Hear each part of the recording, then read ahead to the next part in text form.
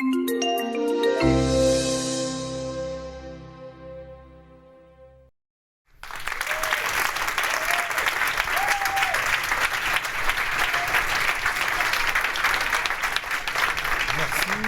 chaise jaune. Oui, la jaune. Et on a dit la jaune pour Monsieur Thuram, la violette pour voilà. Rizza.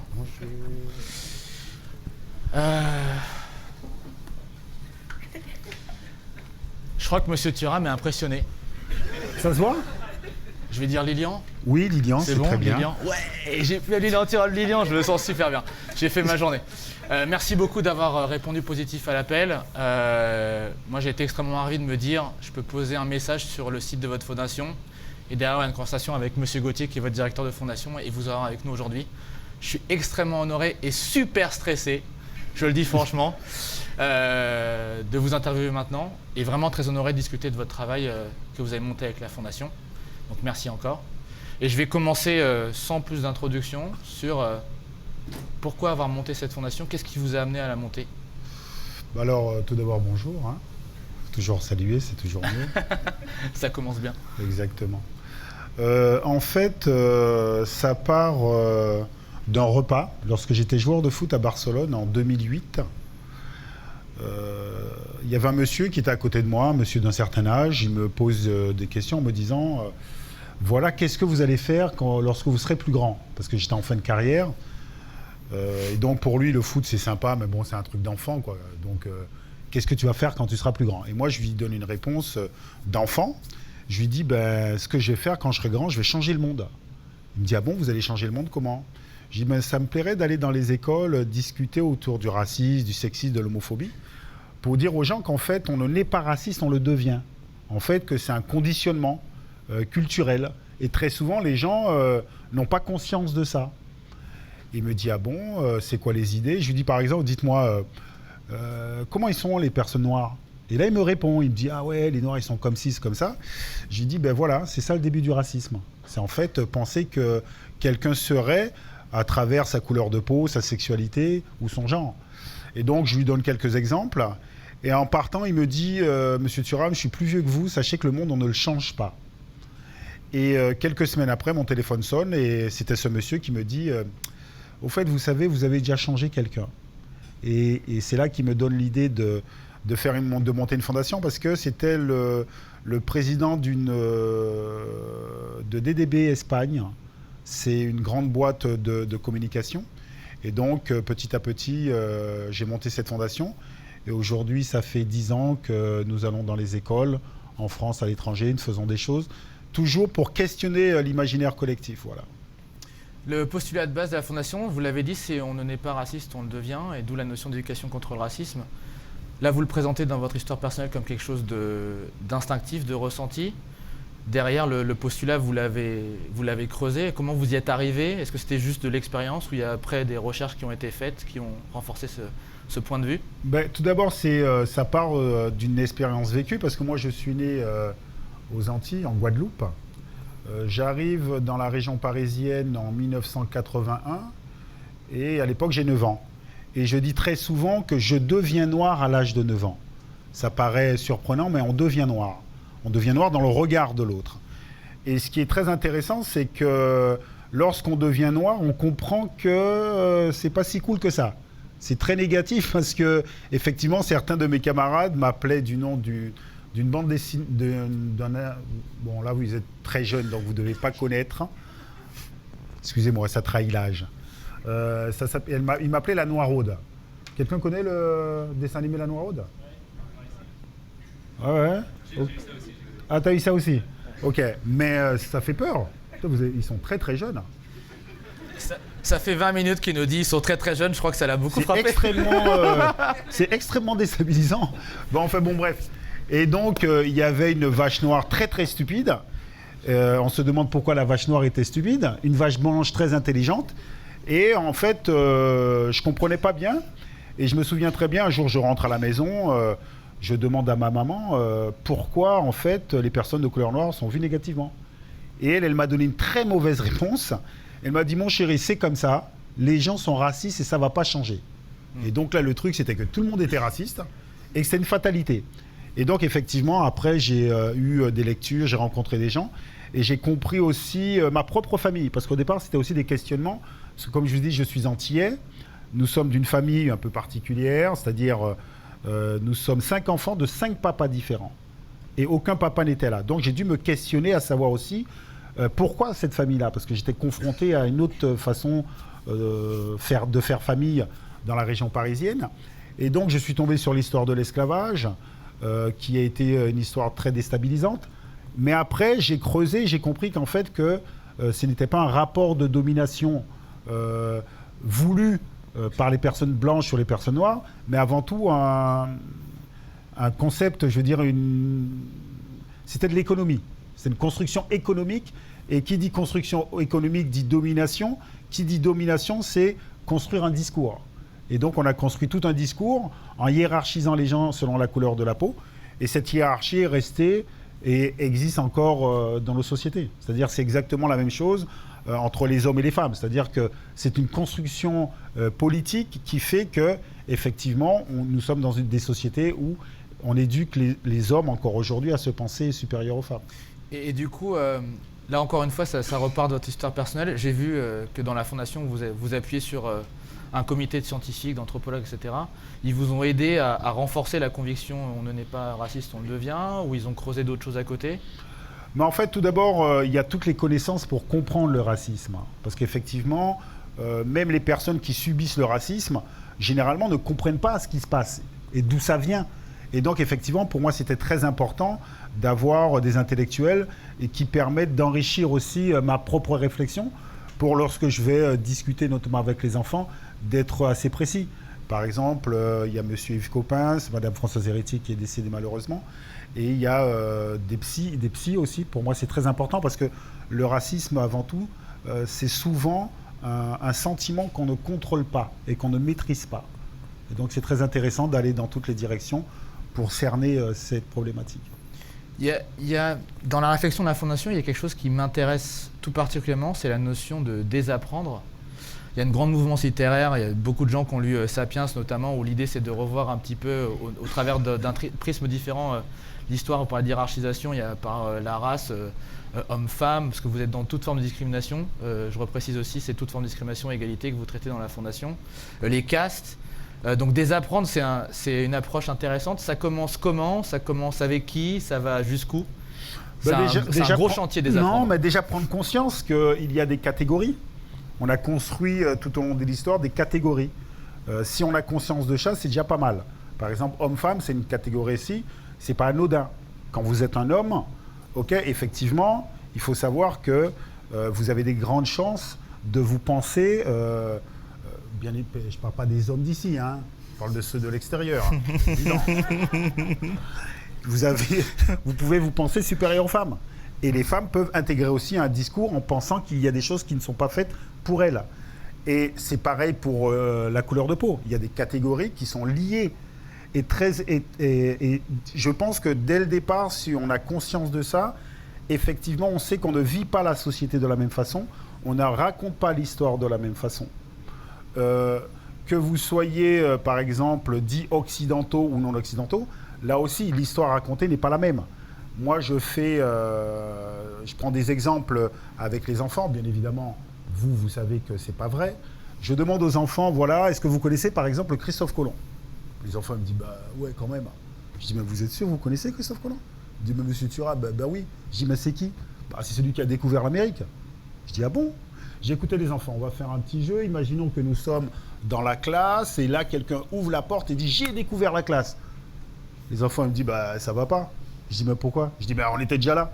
Je dis « Ouais, mais que Christophe Colomb, quand il arrive dans les Amériques, il y a 80 millions d'Amérindiens. » Ah ouais. Mais c'est comment on raconte l'histoire. Et ça, c'est très intéressant. Et si on n'a pas conscience de ce conditionnement, on ne peut pas comprendre le mécanisme du racisme. Si, par exemple... vous ne connaissez pas le code noir, effectivement, vous ne pouvez pas comprendre le racisme. Qui connaît le code noir ici? Ben, la majorité, je vois. C'est très bien. Ça, c'est pour le site, si ça passe comme ça. En fait... ça sera bien édité à la vidéo. Ben, en fait, c'est très intéressant, parce que le code noir, c'est super intéressant. moi qui suis antillais, il faut savoir que le code noir, c'est comme si c'était le code civil, comment on traitait les personnes noires, d'accord, pendant l'esclavage. Donc le code noir commence en 1685 et finit en 1848. Et donc on voit que les personnes noires ne sont pas considérées comme des êtres humains, ils sont considérés comme des biens meubles. Mais en fait, comme ça a duré très très longtemps, ça finit par être une habitude. Et si vous ne comprenez pas que le code noir s'arrête en 1848 et que c'est extrêmement proche de nous, vous ne comprenez pas les mentalités d'aujourd'hui. Par exemple, je dis très souvent, mon grand-père est né en 1908, 60 ans après l'abolition de l'esclavage. Parce que là aussi, l'esclavage, on a l'impression que c'est désincarné en fait. C'est-à-dire que moi, je suis quelques générations après l'esclavage. Donc si vous ne prenez pas conscience de cela, vous ne pouvez pas comprendre. Si vous ne connaissez pas le code de l'indigénat, c'est exactement la même chose. Le code de l'indigénat, c'est comment on gérait les gens dans les colonies. Et ça s'est terminé dans les années 50. Et dans les années 50, par exemple, il y a encore à l'école, pour les classes de CM2, où on apprend qu'il y a une hiérarchie entre les personnes selon la couleur de la peau. Et les personnes de couleur blanche sont supérieures. Il y a un dégradé de couleur et les personnes de couleur noire. Et le chaînon manquant entre les singes et l'homme. Voilà pourquoi, lorsque j'étais joueur de foot, et des supporters me faisaient le bruit du singe. Eux ne savent pas cette histoire-là. Mais en fait, dans leur tête, faire le lien entre noir et singe, ça paraît normal. Mais en fait, ça a été appris. Et c'est pour ça que je dis que c'est très intéressant de comprendre l'histoire pour désapprendre. Comprendre en fait comment vous fonctionnez. C'est-à-dire comment nous fonctionnons entre nous selon la couleur de la peau, selon l'handicap, selon le fait que ce soit un homme ou une femme. C'est-à-dire qu'il y a comment je pourrais dire ça, des relations que parfois on ne comprend pas. Par exemple, nous, en France en tout cas, il y a toujours cette ligne de couleur. Les gens vont vous dire non. Ben si. C'est-à-dire que si par exemple on cherche des gens de la diversité ici, ce sera qui les personnes de la diversité pour un Français? Vous êtes de la diversité, vous? Vous avez une tête de diversité, vous. Hein. Et si par exemple on cherche quelqu'un de la minorité visible, ça tombe sur vous encore. Je suis désolé. Ok, mais comme on dit minorité visible, ça veut dire qu'il y a une majorité invisible. Et la majorité invisible, c'est qui? C'est les personnes de couleur blanche. Et là, on a inventé un truc sur les Français de souche. Là, vous n'êtes pas de souche. Je sens, je ne sais pas pourquoi, mais on ne vous met pas dans souche. Il ne fallait pas vous asseoir à côté de moi.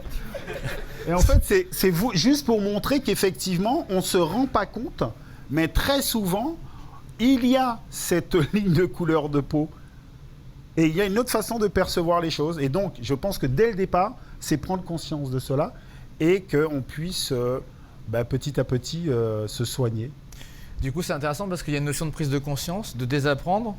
Mais derrière, ma question, c'est, parce que ça s'appelle éducation contre le racisme, c'est on apprend quoi après? Parce que le risque, c'est de réapprendre un modèle qui, du coup, deviendrait dans 20, 40 ans, peut-être un autre travers, ou comment on fait pour apprendre une vision suffisamment multiple pour qu'elle soit apposable sans risque? Déjà, se placer en tant qu'être humain lorsqu'on raconte l'histoire, c'est intéressant ça. C'est-à-dire sortir des hiérarchies, parce que très souvent, lorsque je vous parle de Christophe Colomb, c'est-à-dire on peut raconter l'histoire, c'est-à-dire qu'il y avait du monde, et que en fait, l'autre n'existe pas lorsque je te découvre, ou lorsque je te vois. Et en parlant de Christophe Colomb, je pense que ce serait intéressant. Qui ici, par exemple, connaît la controverse de Valladolid? Il y en a plus. Ça, c'est très intéressant de comprendre ça aussi. C'est-à-dire le questionnement à savoir, est-ce que les Amérindiens ont une âme comme nous? Parce que c'est ça ce qui est intéressant. Et montrer qu'effectivement, que ces questionnements de domination existent dans le passé et existent aujourd'hui aussi. C'est-à-dire, qu'est-ce que nous, société européenne, pensons du monde? Est-ce que le monde appartient à tout le monde? Le monde appartient à qui?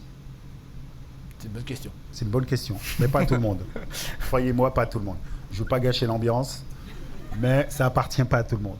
Il y a certains qui doivent juste faire ce que l'autre ont décidé de faire et de suivre. Parce qu'il y a un modèle à suivre. Et le modèle à suivre, ben, c'est surtout nous qui le mettons en place. Et on finit encore aujourd'hui par penser que nous sommes dominants, et c'est normal que nous soyons dominants, parce que nous sommes mieux que les autres. C'est toujours ce truc de se déplacer. Parce que très souvent, nous partons en pensant que nous sommes le centre et que nous avons raison, nous. Mais très souvent, on n'a pas une vision globale de l'histoire du monde. Mais je pense que l'histoire, effectivement, doit être racontée différemment. Voilà. Racontée différemment, d'accord.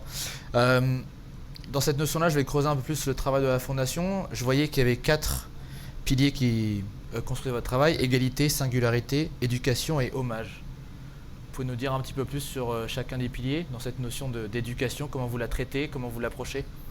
Le fait d'être unique, ça paraît bête quand même. Hein.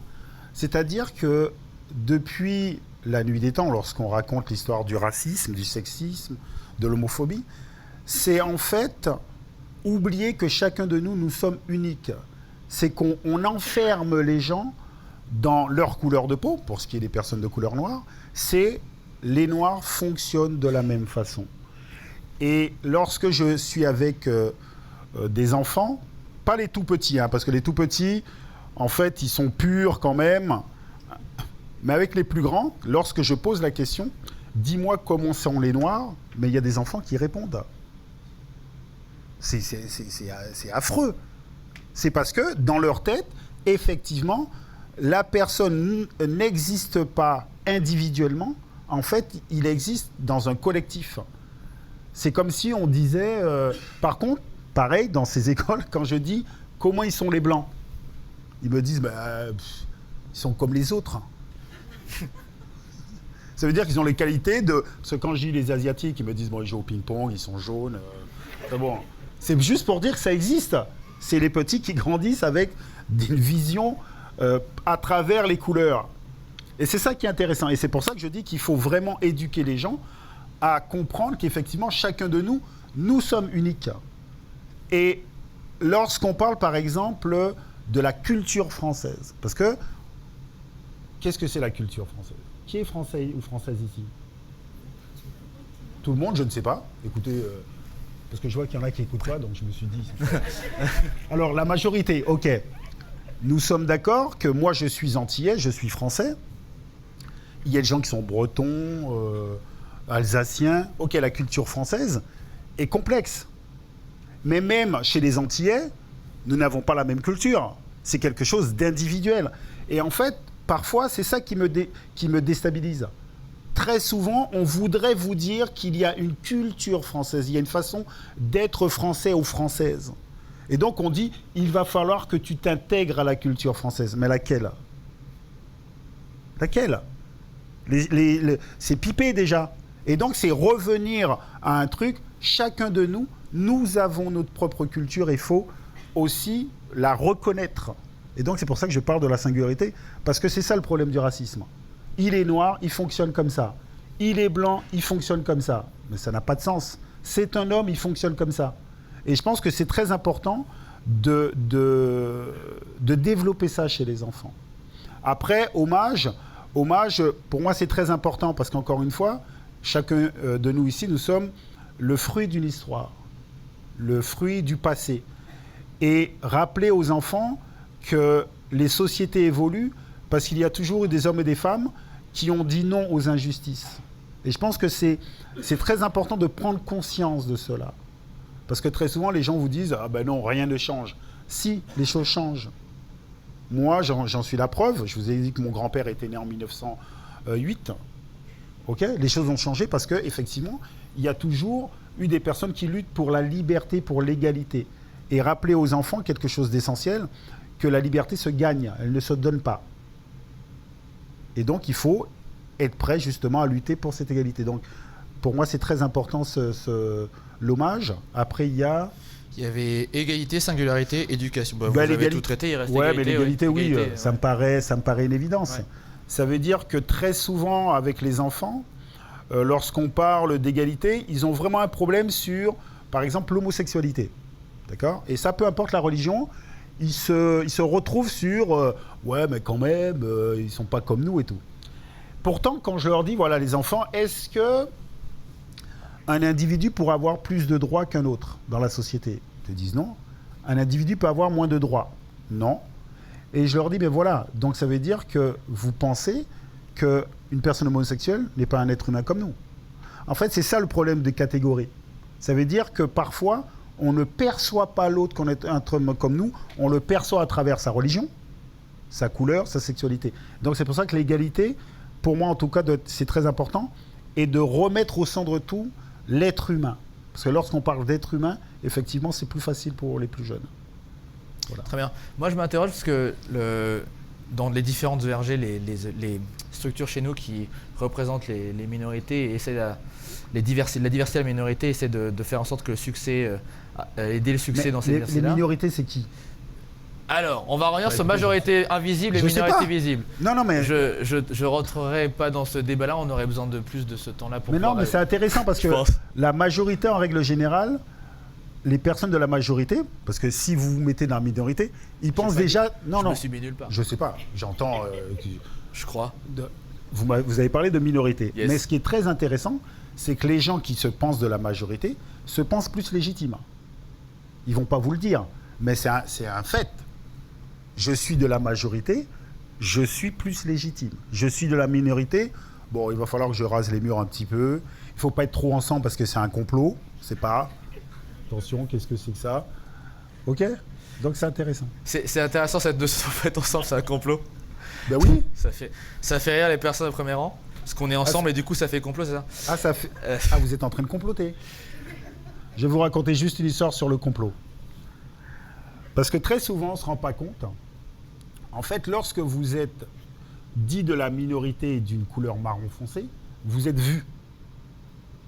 Quand votre corps intervient, vous êtes vu. Une fois, j'étais au foot avec mon équipe. On était au Vert. Le Vert, c'est qu'on part à l'hôtel avant les matchs et tout ça. Et donc, il y a une grande table. Et nous sommes en train de dîner. Et mon entraîneur arrive et nous dit vous les Noirs, là, vous êtes toujours ensemble ? Ça vous dérange pas ? Vous êtes toujours là, ensemble et tout. Il me dit ça en italien. Et je lui dis ah ouais, c'est bizarre quand même. On est 4 Noirs là ensemble, et il y a 15 personnes blanches, et nous, on est ensemble. Et là, on est ensemble, là, quoi. Et là, le mec, il me regarde, après, il est parti. Non, mais c'est intéressant. C'est pour ça que je dis que parfois, et parfois, il y a même des... Ouais, non, il ne faut pas qu'on reste ensemble, on ne sait jamais, on va croire qu'on complote, laisse tomber. Donc, c'est intéressant. C'est rigolo parce que vous avez plein d'histoires comme ça et aussi bien personnelles que recherchées que vous devez donner aux enfants. Moi, je suis curieux de savoir, quand vous parlez aux enfants, ce que vous leur donnez comme clé pour pouvoir avancer dans la société, aller vers le succès, quelle que soit sa forme. Parce que désapprendre, réapprendre, ça permet de mieux s'intégrer dans la société, au sens positif de l'expression. Comment on les amène aussi à aller plus loin, à se dire que la société a une place pour eux et une bonne place ? Ben ça, c'est quand même ce qui est le plus important, hein. Oui. Donc, on appelle ça de toute façon l'estime de soi. C'est ce qui permet d'avancer dans la société. Et c'est pour ça que c'est extrêmement important de parler du racisme dans toutes ses formes. Pourquoi ? Parce qu'en fait, les personnes qui peuvent subir le racisme peuvent être touchées dans leur estime d'eux-mêmes. Ça veut dire, je n'ai pas ma place ou je me sens inférieur. Et donc, l'idée, c'est de dire, voilà, il y a le racisme qui existe. Par contre, prenez conscience qu'il faut comprendre qu'en fait, ce n'est pas vous le problème, c'est les autres. C'est-à-dire que quand j'étais en Italie, les gens faisaient le bruit du singe sur le terrain, d'accord ? Je n'avais aucun doute que ce qui avait un problème, c'était les supporters. Et ça, c'est très important. Et d'ailleurs, chez les enfants, c'est ce qui marche le mieux, hein. Dès qu'ils entendent ça, ils disent « Ah ouais !» Et peu importe le problème, toi t'es gros, toi t'es... Ok, comprendre que c'est l'autre qui a un problème. Parce que sinon, tu ne vas pas t'en sortir. Et donc, effectivement... Il faut aussi apprendre aux enfants jusqu'où il faut accepter le déguisement. Parce que dans la vie, en règle générale, chacun de nous sommes amenés parfois à nous déguiser. Très souvent, la catégorie dominante vous demande, de façon consciente ou inconsciente, que vous les ressembliez. C'est-à-dire que on va parler du déguisement de l'accent. Dernièrement, j'étais chez des journalistes et je leur disais, mais c'est bizarre quand même à la télévision, on a l'impression qu'il n'y a qu'un accent. Donc il doit bien y avoir des journalistes qui se déguisent, qui ont l'accent du Sud, mais qu'on leur dit, écoute ton accent là. Et donc, après les bouches, il dit, ah ouais, c'est vrai, moi on m'a demandé ça, j'ai pas... Ok. Il y en a une qui disait, ouais, je dis la côte, mais avec l'accent, donc maintenant je dis le littoral. Et donc c'est très intéressant. Mais il faut savoir que, par exemple, lorsque vous êtes dit une minorité, c'est pour ça que c'est très intéressant, on vous demande de vous déguiser parfois. Des attitudes, je veux choquer personne, mais parfois la coiffure. Par exemple, très souvent, les femmes, on ne leur voit pas leurs cheveux crépus. Parce qu'effectivement, on est dans des schémas de beauté où vous ne vous retrouvez pas. C'est très intéressant de réfléchir à ça et savoir jusqu'où vous allez. Par exemple, lorsque je parle de l'estime de soi, aux États-Unis, il y a eu un test sur des poupées. Je ne sais pas si vous connaissez ça. Est-ce que vous connaissez les poupées noires et les poupées blanches ? Ben, en même temps, vous n'êtes pas américain, c'est normal. Bon, on a fait des tests avec des enfants. On leur dit, voilà, quelle est la poupée la plus belle, la plus jolie, la plus méchante. Et en fait, les enfants mettaient tout ce qui était de négatif sur les poupées noires. Et à un moment donné, on leur dit, mais quelle est la poupée qui vous ressemble ? Et bien là, ils étaient en panique, parce que c'était des enfants noirs. Donc, ils avaient intégré que tout ce qui était négatif, c'était de leur couleur. Et quand on les filme, on voit qu'ils sont mal, parce que tout d'un coup, ils se rendent compte que, merde. C'est pour ça que je parle d'un truc super sérieux, parce que le racisme, c'est avant tout super dangereux, parce que vous pouvez intégrer un discours négatif sur vous-même. Et je dis très souvent aux enfants, vous savez, il y a beaucoup de jeunes homosexuels qui se suicident. Vous savez à cause de quoi ?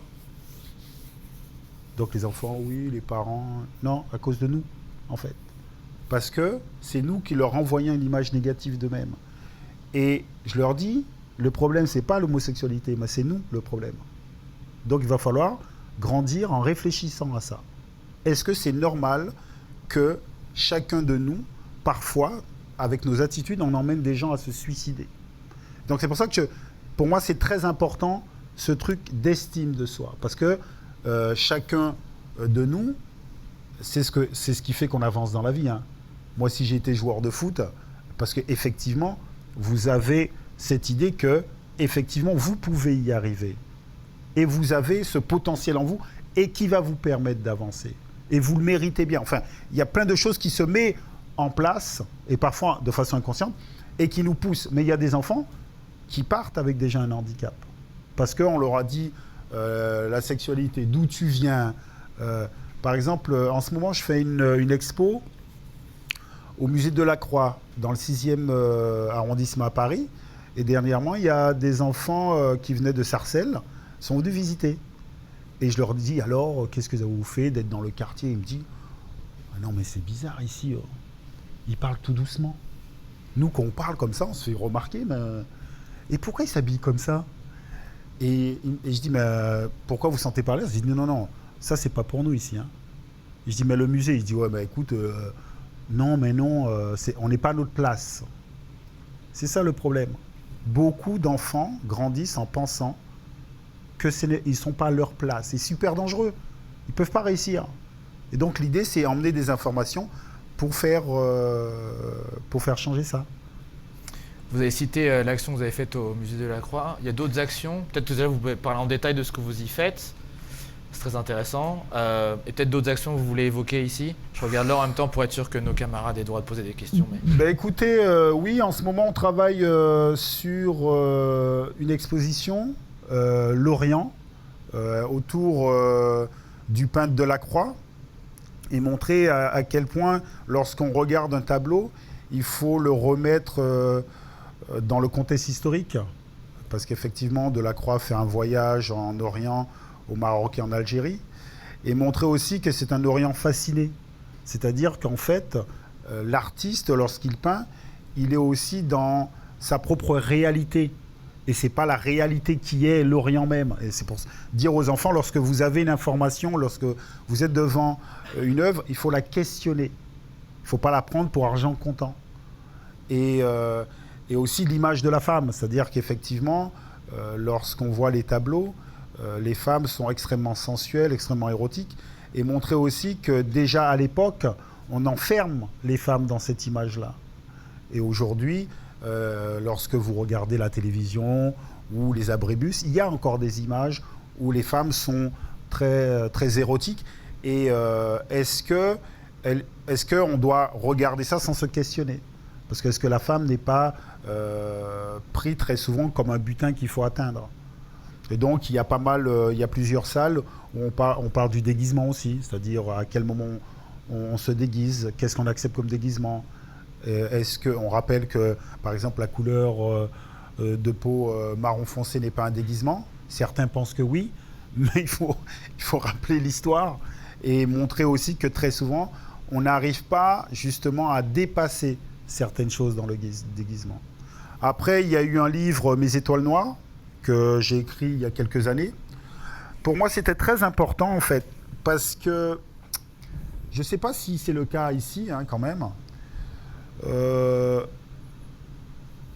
Pas vous, mademoiselle. Les deux messieurs, là. La première fois, vous pouvez dire que vous n'êtes pas français comme ça. La première fois que vous avez entendu parler de l'histoire des populations noires dans votre cursus scolaire, c'était quand? Au collège, mais il parlait de quoi? Ok. C'est pas la peine de répéter pareil, hein, parce que là, ça marche pas. Qu'est-ce que c'est que cette histoire-là? Il dit, putain, je voulais le dire en plus. Non, mais en fait, très souvent, on ne se rend pas compte, mais la première fois qu'on entend parler de l'histoire des populations noires, c'est par le biais de l'esclavage. Et effectivement, c'est un choc. Quand vous êtes marron foncé, vous dites, putain, mais qu'est-ce qui se passe là encore? Ils étaient où avant? Et donc, en fait, je me suis dit, tiens, il faut que je fasse un livre qui va questionner l'imaginaire collectif. Parce que si tout le monde rentre par ce biais-là, obligatoirement, ça crée une façon de penser le monde. Et donc, l'idée, c'était de montrer qu'il y avait des hommes, des femmes qui pouvaient parler d'une autre histoire. Parce que c'est encore une fois, chacun de nous sommes le fruit d'une histoire racontée. On ne peut pas échapper à ça.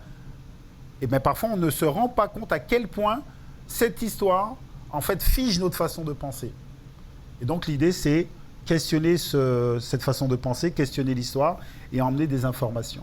Et ce qui était marrant, parce que lorsque je faisais les plateaux télé, les journalistes me disaient « Ah ouais, monsieur Thuram, je ne savais pas que les Noirs avaient fait tant de choses. » Mais c'est d'une violence totale. Parce que là, ils me font plaisir, mais c'est d'une violence totale. Et je m'en souviens même des enfants qui me disaient au Togo ouais, je pensais que les Noirs, ils n'avaient rien fait avant. Et donc, en fait, l'histoire à raconter est essentielle. Et effectivement, lorsque vous regardez votre cursus scolaire, vous avez rencontré très peu d'hommes ou de femmes qui ont fait des choses extraordinaires. Et d'ailleurs, dans le cursus scolaire, on ne rencontre pas aussi beaucoup de femmes. Ça veut dire beaucoup de choses. Voilà. Donc l'idée, c'est toujours essayer d'enrichir nos connaissances pour changer nos façons de penser. Le petit rouleau, là. Je voulais vous montrer, parce qu'encore une fois, l'idée, c'est le questionnement. Donc, vous voyez cette carte? Ah, il y a eu un petit geste, là. Vous voyez la carte ou pas? Fichier. OK. En fait, là, il y a, je ne vais pas citer de nom, hein. Certains m'ont demandé de la tourner. Et en fait, je dis souvent, vous avez déjà vu un ballon de foot? Vous n'avez jamais vu un ballon de foot? Vous avez déjà vu un ballon de foot? OK, merci. J'ai besoin d'interaction, sinon ça ne marche pas. Et le ballon, il est rond. On ne peut pas dire que le ballon est à l'envers.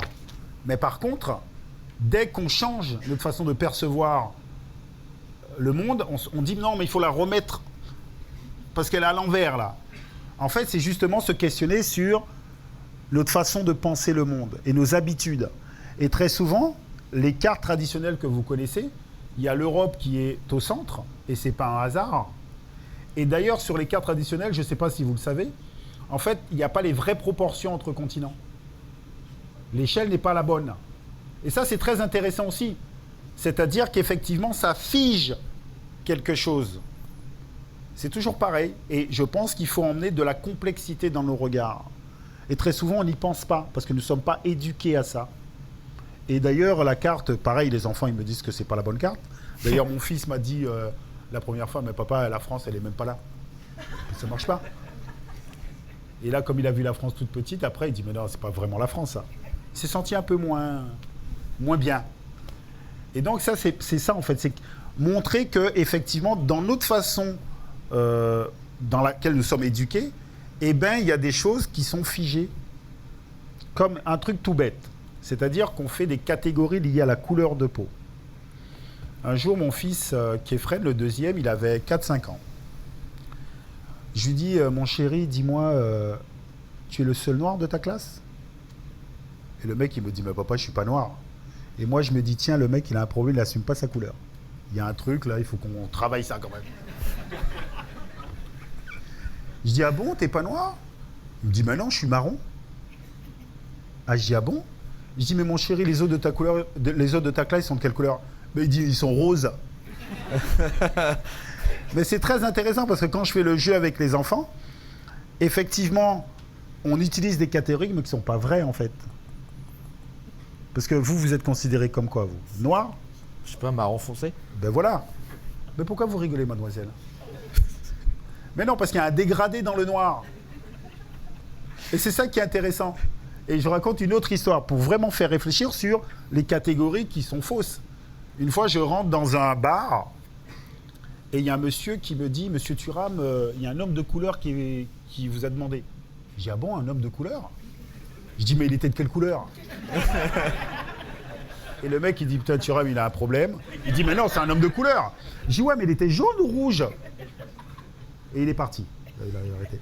C'est juste pour dire que très souvent, on utilise homme de couleur comme si être blanc, c'est pas une couleur. Mais ces catégories veulent dire quelque chose. Hein.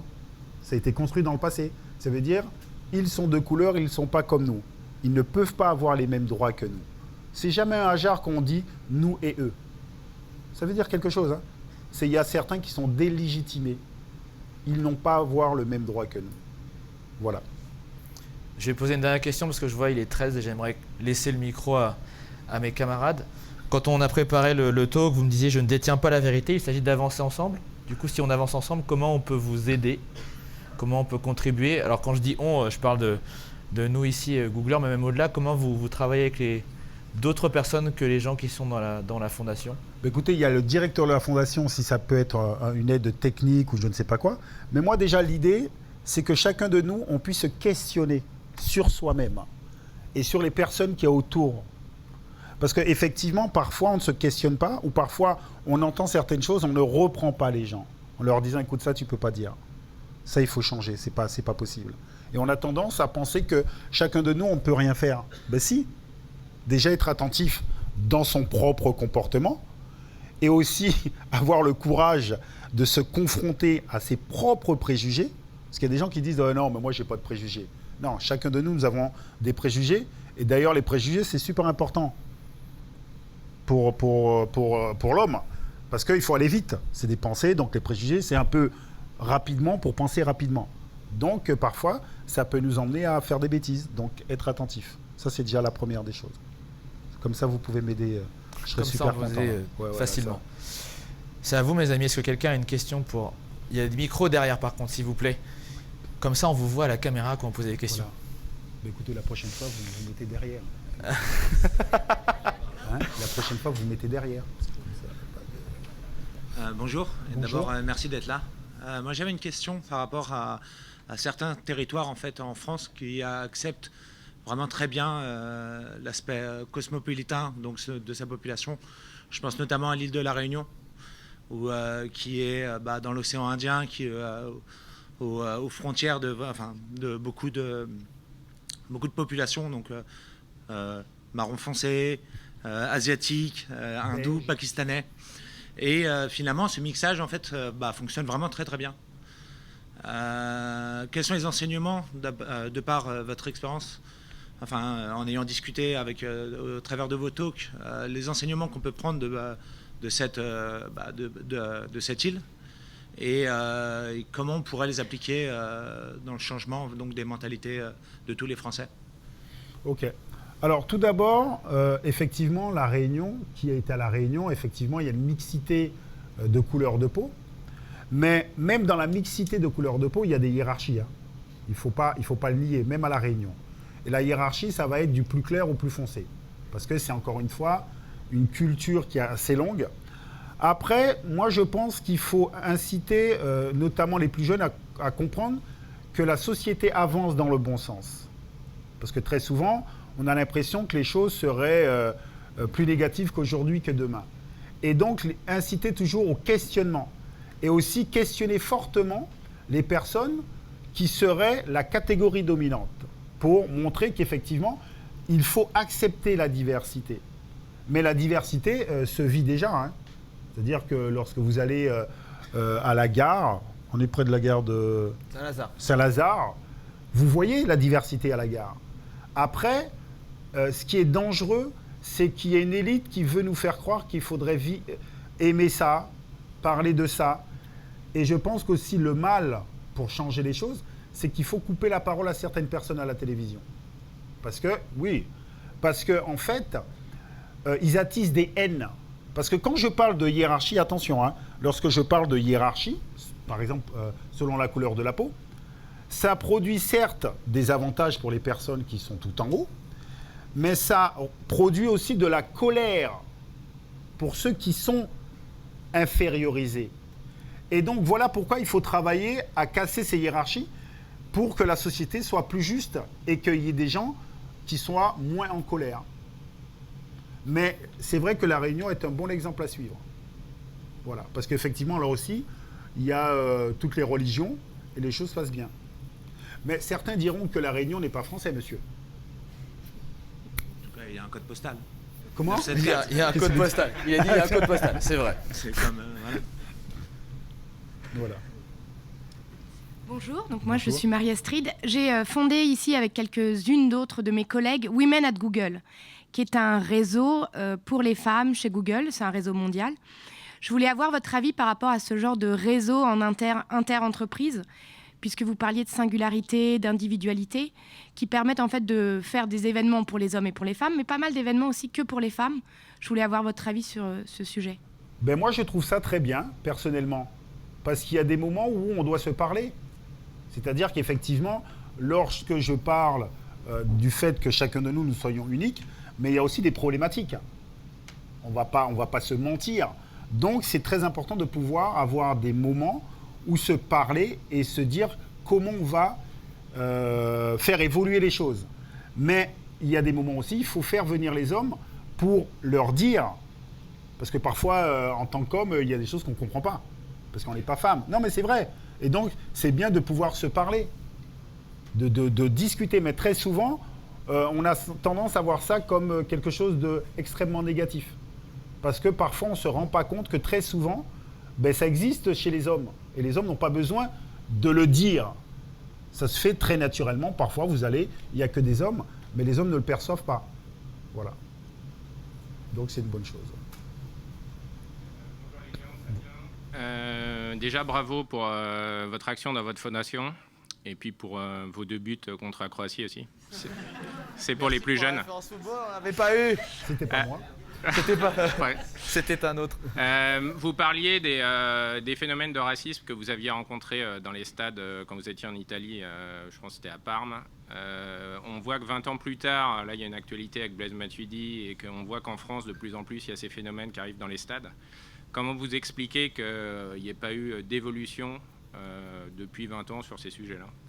Alors, tout d'abord, moi j'ai joué en Italie, effectivement. Il faisait le bruit du singe.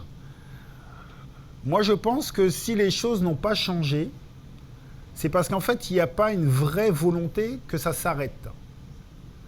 Et très souvent, lorsque j'étais joueur de foot en Italie, les journalistes venaient me poser des questions. Et ils me disaient ce qu'il fallait faire et tout ça, mais je leur dis, écoutez-moi bien, je peux pas, c'est pas moi qui peux trouver la solution. C'est pas la personne qui subit le racisme qui peut trouver la solution. Ce sont les autres. Et moi, je leur disais, voilà, moi, c'est très facile. Les personnes qui ne subissent pas le racisme à ce moment-là, c'est-à-dire qu'on m'insulte sur ma couleur noire, les joueurs qui ne sont pas noirs, quittent le terrain, croyez-moi, il va avoir un impact énorme et ça va faire changer les choses. Parce que quand vous êtes un joueur noir et vous quittez le terrain, ben, le jeu continue. Mais le problème, c'est que comme c'est un business, parce que c'est ça le foot c'est un business, et on ne veut pas casser ce business, donc on n'arrive pas à fortement prendre des décisions. Et moi, je pense qu'effectivement, c'est pas si compliqué de changer. Et déjà, on peut savoir exactement qui est qui dans des tribunes. Et donc, il faut une volonté politique et une volonté du club pour arrêter. Et je pense que c'est cette volonté-là. Et je reste persuadé, encore une fois, pour faire changer les mentalités, ce ne sont pas les personnes discriminées qui arrivent à faire changer les mentalités. Les personnes discriminées peuvent dénoncer fortement, peuvent se réunir pour parler, mais ils ont absolument besoin des personnes de l'autre côté qui trouvent ça injuste. Et ce qui est très intéressant dans notre société, je pense que de plus en plus de personnes qui ne subissent pas les racismes interviennent pour dénoncer. C'est pour ça que la société, aujourd'hui je le dis, est meilleure que la société de mon grand-père ou de ma maman. Parce que je pense qu'il y a beaucoup de gens qui ne supportent pas ça. Ils n'attendent pas de subir le racisme pour le dénoncer. Ils n'attendent pas de subir l'homophobie pour la dénoncer. Voilà. Merci Lilian. Et peut-être pour rebondir sur ce point, c'est intéressant de remarquer aux États-Unis ce qui s'est passé cet été avec le quarterback Colin Kaepernick qui a voulu faire un geste fort contre les violences faites aux Noirs aux États-Unis. Et il y a eu, j'ai l'impression, un certain degré de solidarité avec les propriétaires des clubs de football américains. Mais bon, malheureusement, le joueur aujourd'hui, il ne joue plus. Et c'est vrai que c'est un peu mitigé comme résultat. La question que je voulais vous poser, c'était... là, bon, on est tous conscients de la victoire de l'équipe de France en 98. Est-ce que pour vous, ça reste... Est-ce qu'il y a un vrai symbole politique ou est-ce que c'est une victoire sportive et finalement l'espèce d'histoire qu'on a faite autour de cette équipe de France, est-ce que pour vous, c'était plus du journalisme ou est-ce que vous pensez qu'il y a un vrai impact politique de ce que vous avez fait ? Moi, je pense qu'il y a un vrai impact sur la société. Tout d'abord, il y a eu des questionnements qui ont été acceptés plus facilement. L'année de la victoire, c'est les 150 ans de l'abolition en France. Donc là aussi, il y a eu des questionnements. Et depuis lors, il y a des questionnements dans la société française. Qui dit questionnement, dit aussi des personnes qui sont dérangées. Ça, c'est très important. Comme vous prenez l'exemple du quarterback, aujourd'hui, il n'a pas de club, mais c'est dans la logique de l'histoire. C'est-à-dire que la personne qui intervient pour dénoncer les injustices, très souvent, il paye le prix. Hein. Mais ça, c'est dans n'importe quel groupe. Hein. Même chez vous. Hein. C'est-à-dire que s'il y a quelqu'un qui arrive en disant « Non, mais attendez, mais qu'est-ce que vous êtes en train de faire là? Il faut changer. » La première fois, ça va. La deuxième, la troisième fois, on dit « Oh, mais qu'est-ce qu'il fait, lui ?» Ok, parce que quelque part, vous dérangez. Et c'est pour ça qu'il faut éduquer, notamment les enfants, à ne pas avoir peur de déranger. Parce que plus il y aura de personnes qui vont déranger, plus les choses vont avancer parce que vous n'allez pas pouvoir éliminer tout le monde. Et à un moment donné, vous êtes obligé d'écouter. Et c'est ce qui se passe en ce moment en France. C'est-à-dire qu'il y a une crispation et qui va, à mon avis, donner naissance à autre chose. Et il faut casser les habitudes. Et chacun de nous, c'est compliqué de changer nos habitudes. On n'a pas envie de changer nos habitudes. Et lorsqu'on vous demande plus d'égalité, de questionner l'histoire, ben vous n'avez pas envie. Dernièrement, il y a eu cette volonté, une tribune que j'ai signée pour celui qui a mis en place le code noir. C'est qui ? Colbert, merci. Colbert, mais les journalistes, personne n'a compris. On disait, moi, qu'est-ce qu'ils racontent eux ? N'importe quoi. Mais si vous ne comprenez pas l'histoire et s'il n'y a pas des personnes qui interviennent à un moment donné et qui n'ont pas peur de ne pas être compris, vous insistez. Et c'est là, en fait, il faut insister pour essayer de casser ce qu'il y a aujourd'hui pour passer au niveau. Sachant que vous allez vous faire taper dessus parce que vous n'êtes pas compris. Parce que, par exemple, peut-être qu'il y a dans la salle des personnes qui ne comprennent pas le discours. Ou bien, par exemple, il y a des personnes dans la salle qui ne comprennent pas qu'on ne puisse pas se déguiser en noir comme a fait Griezmann. On va dire, ouais, mais ça va. Si on peut plus faire, on peut plus rien faire alors. Vous voyez, on peut plus rien faire. Si, on peut faire, mais pas comme avant. Et c'est ça qui est compliqué, hein. Mais c'est l'histoire du monde qui est comme ça. Donc il faut continuer à vouloir changer les choses et à vouloir construire plus d'égalité. Voilà. Merci. De rien, je sais pas. Qu'est-ce qui se passe? Tout va bien. Tout va bien. Il nous reste 5 minutes et 2 questions, c'est ça? Ouais, deux. Parfait. Je vais être rapide.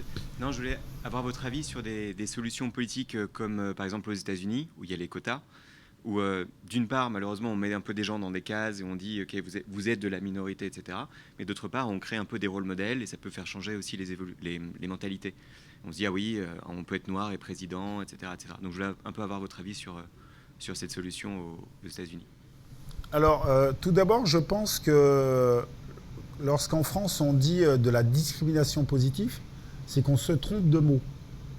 Parce qu'effectivement, personne n'a envie d'être discriminé.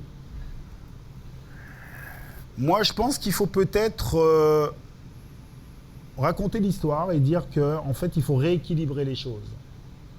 Il faut rééquilibrer les choses. Bien évidemment, la grande majorité des gens ne peuvent pas être d'accord avec ça. Pourquoi? Parce que, effectivement, ils se sentent rejetés. Et ils n'ont pas l'habitude d'être rejetés.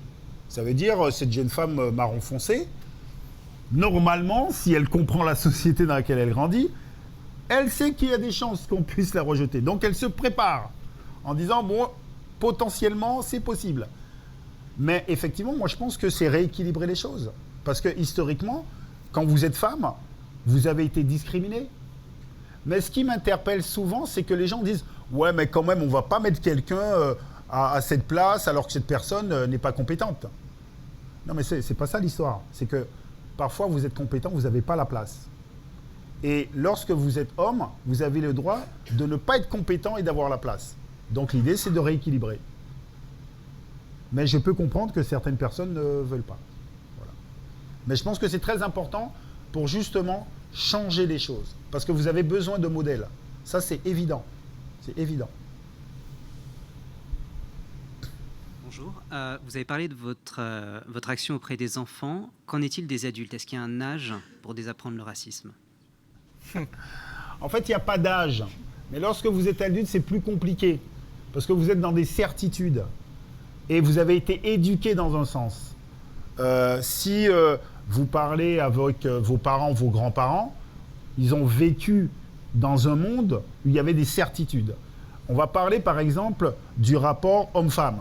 Ok, plus vous êtes âgé, plus effectivement, il y a une hiérarchie claire entre les hommes et les femmes. Donc c'est pour ça que je dis que c'est compliqué parfois de changer les personnes âgées, mais ça ne veut pas dire que par exemple lorsqu'on fait des expos, par exemple nous avons fait une expo au musée de l'homme, où on expliquait, d'ailleurs il y a un film en ce moment sur Barnum. Vous voyez c'est qui? Ouais. Ok. The Greatest Showman. Ok. En fait, il faut savoir qu'il n'y a pas si longtemps, on exposait des gens aux zoo, les personnes qui étaient noires, les Amérindiens, les Orientaux, comme on disait. En fait, il y a beaucoup d'Européens, la première fois qu'ils ont vu ces personnes, c'était dans des zoos.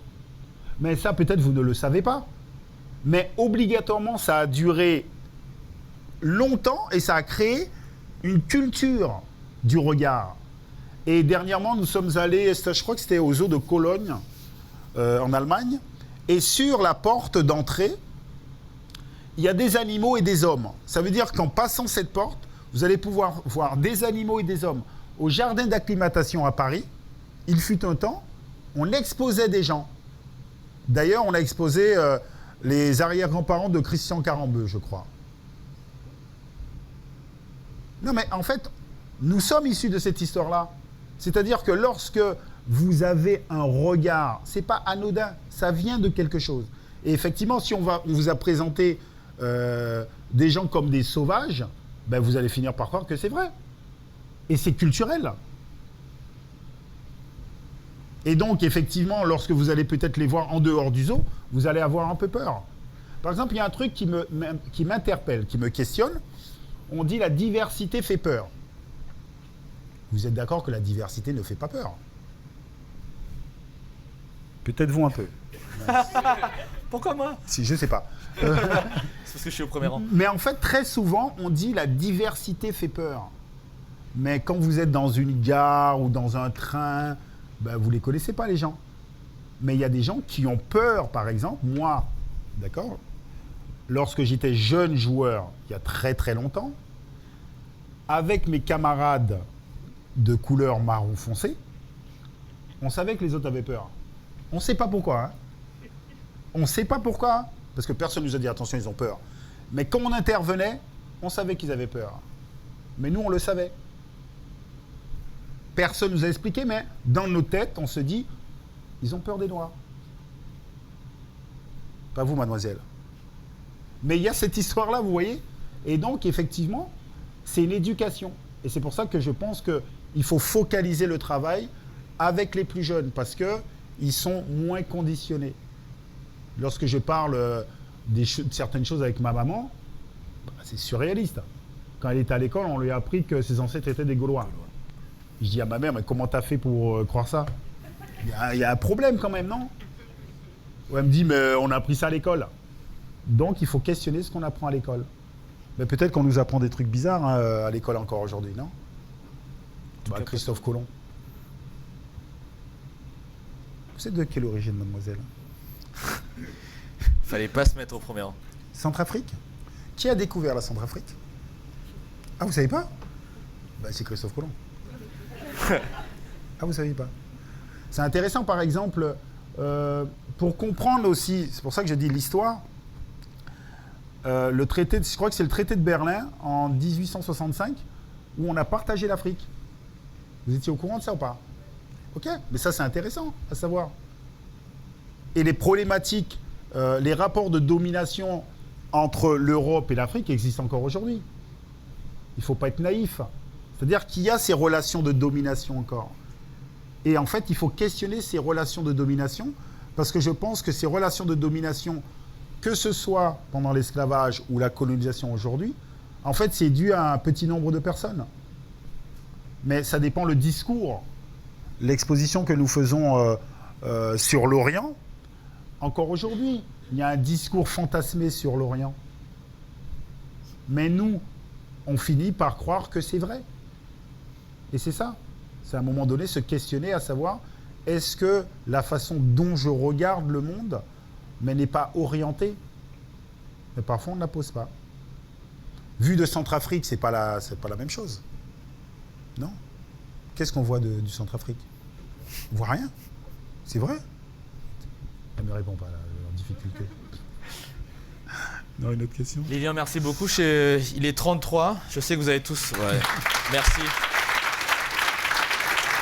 Merci.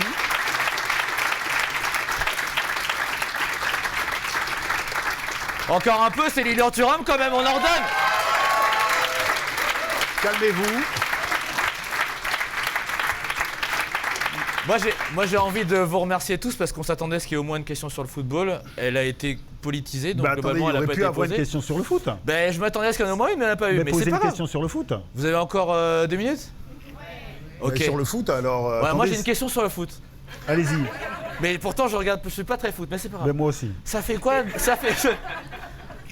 de marquer un but en Coupe du Monde face à la Croatie? Alors qu'est-ce qu'on ressent à ce moment-là là? Alors pour dire la vérité, c'est que je pense que j'étais dans un état second. Non, mais c'est vrai, parce que je pense que ce qui a marqué les gens, lorsque je me mets à genoux et tout ça, oui, c'est qu'en fait, je pense que les gens se disent, tiens, le mec, il comprend pas grand-chose aussi. Il est un peu perdu. C'était la réalité. Mais en fait, ce qui est très intéressant dans moi, quand je parle de foot, notamment aux plus jeunes, c'est leur dire que c'est important d'avoir des rêves. C'est super important. Et qu'on ne peut pas y arriver tout seul. C'est pour ça que je parle d'estime de soi et d'apprendre qu'on a le droit de se tromper et qu'en se trompant, on améliore. Je sais qu'on est dans une boîte américaine, c'est un peu la culture, parce qu'en France, on n'a pas le droit de se tromper. Parce que sinon, Et je pense que c'est ça qu'il faut inciter, il faut dire aux enfants. N'ayez pas peur de vous tromper, parce que c'est une façon de progresser. Et surtout qu'on ne peut pas y arriver tout seul. Parce qu'effectivement, on a voulu me faire passer pour un super-héros lorsque j'ai marqué. Mais à preuve du contraire, vous ne gagnez pas des matchs tout seul. C'est impossible. Voilà. Merci beaucoup, Mais Lilian. vous aussi, hein, si vous vous entraînez, vous pouvez marquer des buts en Coupe du Monde. Ouais, non. là, vous n'êtes pas... Vous m'avez pas vu. Ouais, j'ai senti qu'il y a un truc non, qui... Non. Mais moi, quand je l'ai dit, je sentais qu'il y avait un truc... Mais vous avez raison, c'est catastrophique. En tout cas, merci beaucoup, Lilian. Merci à tous d'être venus. Je vous remercie. Merci beaucoup.